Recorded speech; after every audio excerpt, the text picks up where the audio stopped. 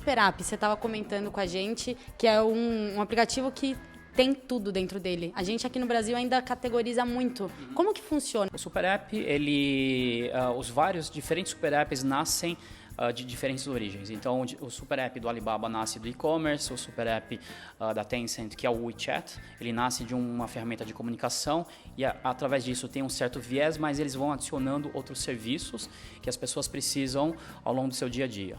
Então, através do conhecimento de cada vez mais na necessidade do comportamento de consumo, eles vão adicionando os diferentes serviços. Então, na prática, você consegue concentrar não só a sua parte de entretenimento, comunicação, relacionamento com seus amigos, mas os pagamentos, compras dentro de um aplicativo só.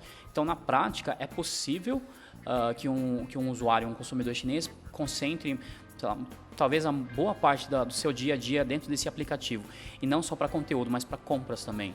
Então, o que acontece? Essas empresas cada vez mais controlam o relacionamento e a interface com o consumidor. Então, quando a gente fala da nossa realidade de varejo, por exemplo, varejo é uma empresa que vende para o consumidor final. Quando ele está dentro de uma realidade, de um super app, ele perde essa relação direta. Ele tem que ir através de um terceiro. Ele tem que ir porque esses caras controlam praticamente toda a base de usuários na China, no mercado chinês. E cada vez mais no nosso mercado brasileiro tem algumas empresas que estão se candidatando a assumir essa posição. Então a gente pode imaginar que talvez daqui a alguns anos algumas empresas controlem de fato essa relação com o consumidor e não necessariamente são varejistas ou são prestadores de serviço ao consumidor final, mas ele é uma interface. E aí todas as outras empresas têm que se submeter de alguma forma a um terceiro. É como se fosse um marketplace de serviço. Você terceiriza o serviço através do aplicativo. Eu acho assim, mais do que só marketplace, quando a gente fala, ele é só transacional. Então, imagina serviços também, serviços, não só a venda de serviços, mas serviços de comunicação, como se fosse um WhatsApp. Então, estou me comunicando dentro de um super app, eu faço várias coisas, tem redes sociais, tem games, tem boa parte da minha vida, entretenimento, música, está lá dentro também. Então, eu consigo acessar tanto os serviços internos da própria empresa, quanto de terceiros. Então, tem um ecossistema.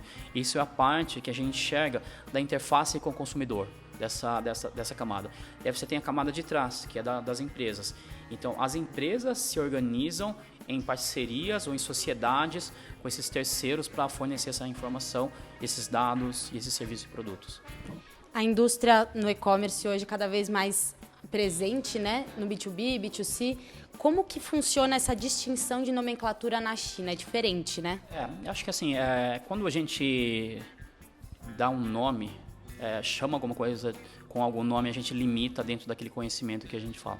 Então, quando cada vez mais no Brasil a gente fala indústrias vendendo direto para o consumidor. Só que quando a gente fala indústria, a gente pensa muito mais na estrutura fabril, numa estrutura física. E cada vez mais você tem empresas que surgem com foco no produto. Então, uma indústria é uma estrutura fabril que desenvolve um produto e comercializa através dos canais próprios, canais de terceiro, enfim, chega no consumidor final. Quando a gente fala, talvez nessa nova fase, a gente está olhando muito para empresas que desenvolvem um produto, não tem a estrutura física de indústria, mas ela tem o mesmo pensamento de vender direto para o consumidor final. Isso faz parte também da mudança do consumo? Isso certamente faz parte da mudança do consumo, mas principalmente da visão das empresas. As empresas elas se organizam muito para facilitar seu próprio processo, para otimizar internamente. Então, a divisão de departamentos, enfim, de áreas, ela muito olha para dentro do próprio umbigo.